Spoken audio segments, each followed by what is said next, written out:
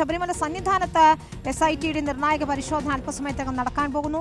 കട്ടിളപ്പാളികളെയും പ്രഭാമണ്ഡലത്തിന്റെയും സാമ്പിളുകളാണ് പരിശോധിക്കുക. നാളെയും പരിശോധന തുടരും.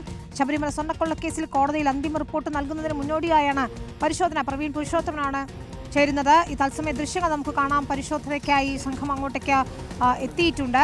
പ്രവീൺ, ഏറ്റവും നിർണായകമായ പരിശോധന കൂടിയാണ് നടക്കാൻ പോകുന്നത്. കാരണം അന്തിമ റിപ്പോർട്ട് നൽകുന്നതിന് മുന്നോടിയായിട്ടാണ് പരിശോധന. S ശശിധരൻ ഉൾപ്പെടെയുള്ളവർ അങ്ങോട്ടേക്ക് എത്തിയിരിക്കുന്നു എന്നാണ് ഞാൻ മനസ്സിലാക്കുന്നത്. ദൃശ്യങ്ങൾ നമുക്ക് കാണുകയും ചെയ്യാം. ദേവസ്വം ബോർഡ് മുൻ പ്രസിഡന്റ് PS പ്രശാന്ത് ഉൾപ്പെടെയുള്ളവരെ ചോദ്യം ചെയ്യാനിരിക്കെയാണ് SITയുടെ നിർണായക പരിശോധന എന്നത് കൂടിയുണ്ട്, അല്ലേ പ്രവീൺ പുരുഷോത്തമൻ?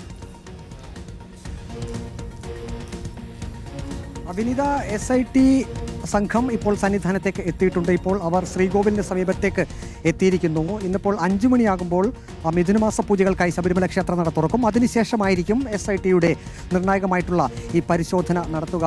അത് പ്രഭാമണ്ഡലവും ഒപ്പം തന്നെ കട്ടിളപ്പാളിയുടെ താഴത്തെ ഭാഗവുമായിരിക്കും ഇളക്കി പരിശോധിക്കുക.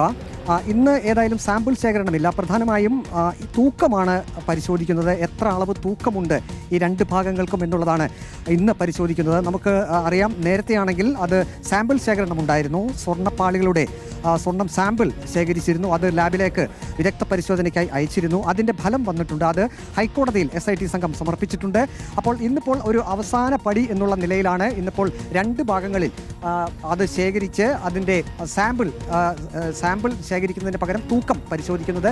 അതിനുശേഷമായിരിക്കും അന്തിമ റിപ്പോർട്ട് ഹൈക്കോടതിയിൽ സമർപ്പിക്കുക. പ്രഭാമണ്ഡലം, അത് ശ്രീകോവിലിൻ്റെ കട്ടിളപ്പാളിക്ക് സമീപമുള്ള ശിവരൂപത്തിനോട് ചേർന്നുള്ള ഭാഗമാണ് ഈ പ്രഭാമണ്ഡലം എന്നുള്ളത്. ഒപ്പം തന്നെ കട്ടിളപ്പാളിയുടെ താഴത്തെ ഭാഗം, അവിടെയാണ് ഏറ്റവും കൂടുതൽ അളവിൽ സ്വർണം പൊതിഞ്ഞിട്ടുള്ളത്. കാരണം അത് അകത്തേക്ക്, ശ്രീകോവിലിനകത്തേക്ക് ചവിട്ടി കയറുന്ന ഭാഗം കൂടിയാണ്. അപ്പോൾ അവിടെ കൂടുതൽ അളവിൽ സ്വർണം അവിടെ പൊതിഞ്ഞിട്ടുണ്ട്. അപ്പോൾ ആ ഭാഗം കൂടി, അതിൻ്റെ തൂക്കം കൂടി ഇന്ന് പരിശോധിക്കും. അതിൻ്റെ എത്ര തൂക്കമുണ്ട് എന്നുള്ളത് ഹൈക്കോടതിയെ കൃത്യമായി അറിയിക്കും.